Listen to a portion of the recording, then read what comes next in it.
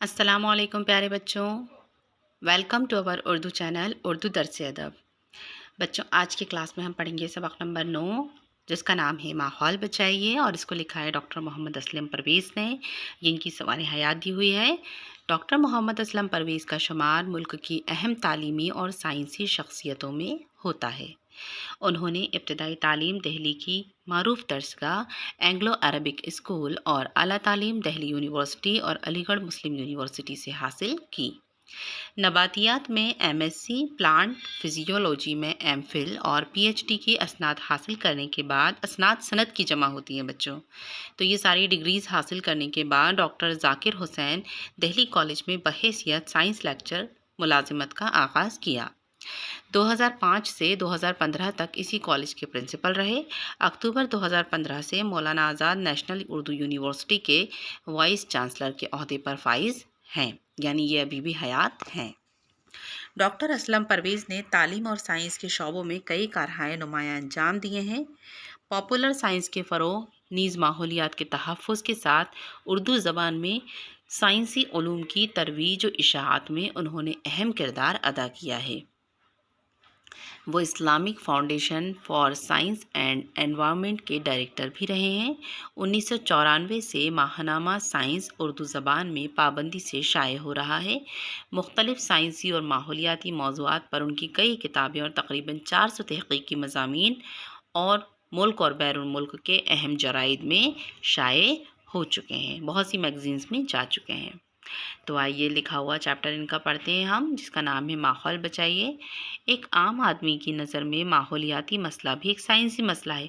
चूँकि माहौल एक मज़मून के तौर पर लिया जाता है, तो ये मज़मून निगारी की सिन्फ में ही शामिल किया गया है। तो जो इन्होंने मज़मून लिखे हैं, तहक़ीक़ी मज़मून, उसी का जायज़ा लिया माहौल के लिए, तो उसी में से ये चैप्टर दिया गया है। तो जो माहौलियाती मसला है वो एक साइंसी मसला भी है, जिस पर साइंसदान बहस करते रहते हैं। इसके ख़याल में कोई ऐसा मसला नहीं है जिसमें वो दिलचस्पी लें या जिस पर गौर व फ़िक्र किया जाए।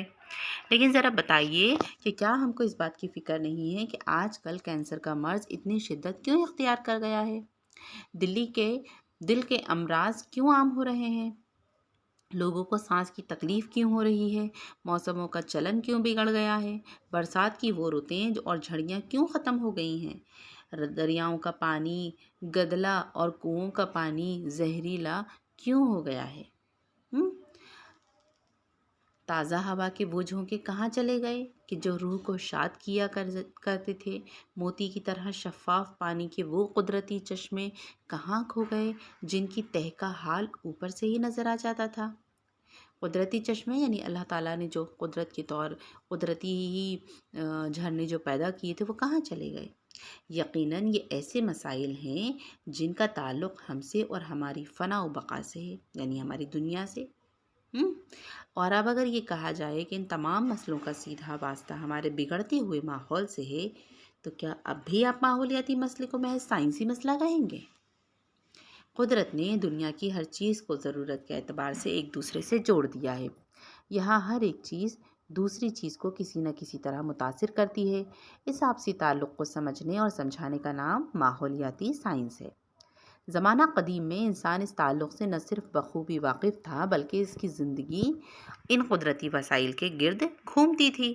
वो पानी के ज़ख़ीरों के पास बस्तियाँ कायम करता था, है ना? जहाँ पर पानी होता था वहीं पर बस्तियाँ बनती थीं और कुदरती पानी उसे हासिल होता रहे।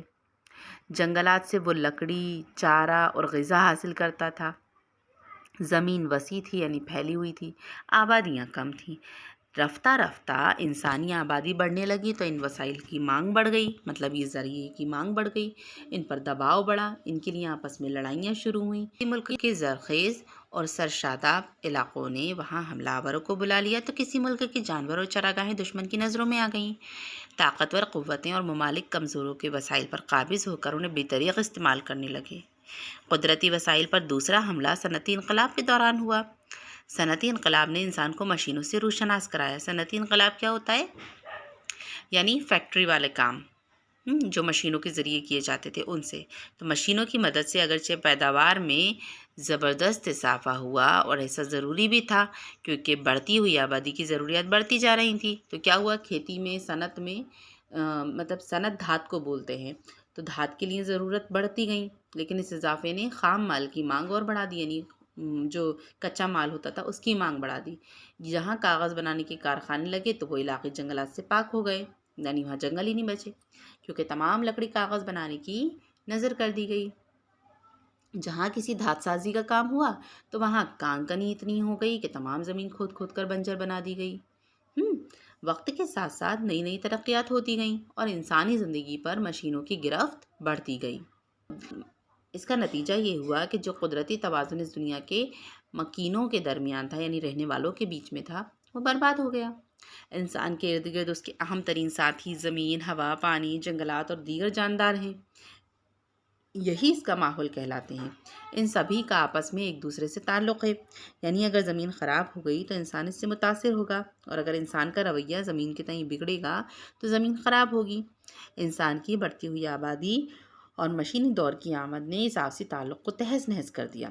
کارخانوں اور فیکٹریوں نے نہ صرف یہ کہ خام مال کی شکل میں قدرتی وسائل کو بے تحاشا استعمال کیا، بلکہ ان سے نکلنے والے زہریلے مادوں نے ہوا، پانی اور زمین کو زہریلا کرنا شروع کر دیا۔ کارخانوں کی چمنیوں اور موٹر گاڑیوں سے نکلنے والے دھوئیں اور گیسوں نے ہوا کو آلودہ کر دیا، یعنی گندا کر دیا۔ جب فیکٹریاں اور گاڑیاں کم تھیں تو کم گیسیں فضا میں خارج ہوتی تھیں، اور یہ تھوڑی سی مقدار بہت جلد ہوا میں گھل مل کر اتنی ہلکی ہو جاتی تھی کہ اس کا زہریلا پن ختم ہو جاتا تھا۔ لیکن اب صورتحال مختلف ہے۔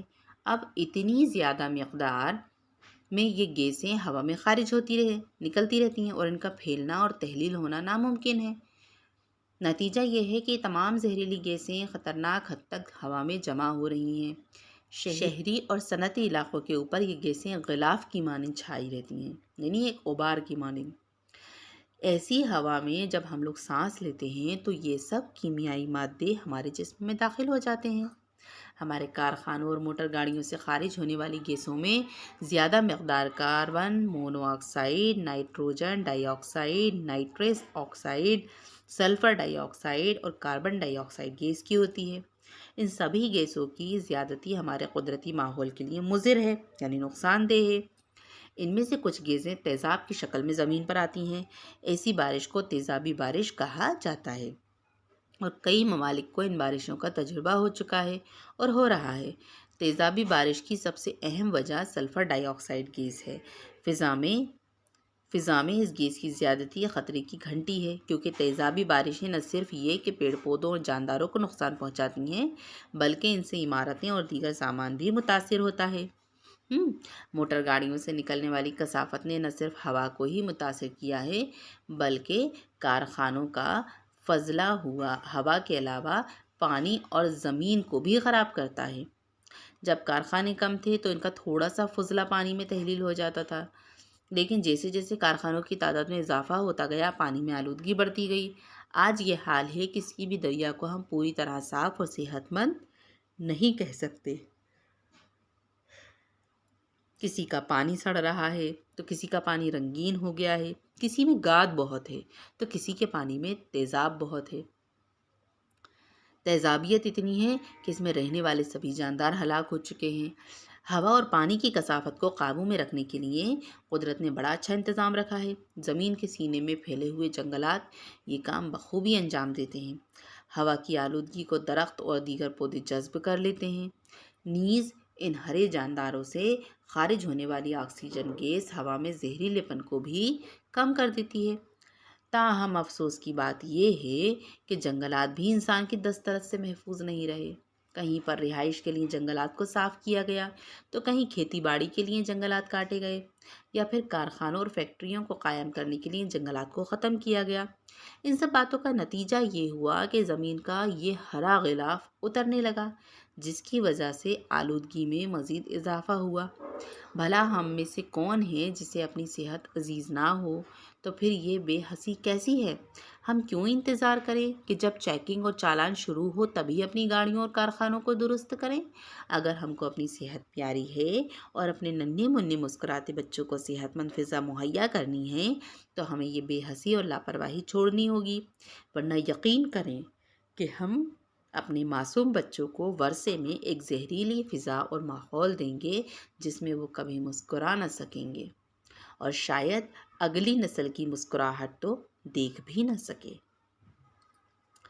तो बच्चों ये जो माहौल का चैप्टर है ये कुल मिलाकर सिर्फ इसलिए बताया गया है आपको कि ये साइंस के से ताल्लुक़ रखता है और ये एक साइंसी मसला नहीं, ये हमारा ख़ुद का ज़ाती मसला है। अगर हम अपने आसपास के माहौल को साफ़ सुथरा रखेंगे तो हमारी आगे आने वाली पीढ़ी भी खुश माहौल में ज़िंदगी गुजारेगी। उसके लिए ज़रूरी है कि हम पौधों को ख़त्म ना करें, क्योंकि अपने माहौल में जितनी भी जहरीली गैसें हैं उन सबको ये दरख्त ही अपने अंदर जज़्ब करते हैं और उनसे निकलने वाला ऑक्सीजन इसके जहरीलेपन को ख़त्म कर देता है ना। तो ज़रूरी है हम अपने माहौल को बचाएं, माहौल को साफ़ सुथरा रखें। इसीलिए ये चैप्टर लिखा गया है जिसका नाम है माहौल बचाइए। यहाँ लफ्ज़ मानी दिए हैं, ये आपको लफ्ज़ मानी चैप्टर को समझने में आसानियत पैदा करेंगे। आपको इस चैप्टर के पूरे नोट्स डिस्क्रिप्शन बॉक्स से मिल सकते हैं। आप डिस्क्रिप्शन बॉक्स में से उस लिंक को डाउनलोड कर लीजिए और अपने नोट्स को लिख लीजिए। सवालों के जवाबात भी आपको उसी में से मिल जाएंगे। यहाँ जो अमली काम दिया गया है ये प्रोजेक्ट वर्क है, आप चाहें तो इसको भी कर सकते हैं। ठीक है बच्चों, तो आज की क्लास में इतना ही।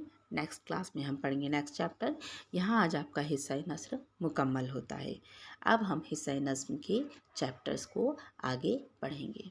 तो अब आपकी टीचर आफरीन को दीजिए इजाज़त। आदाब।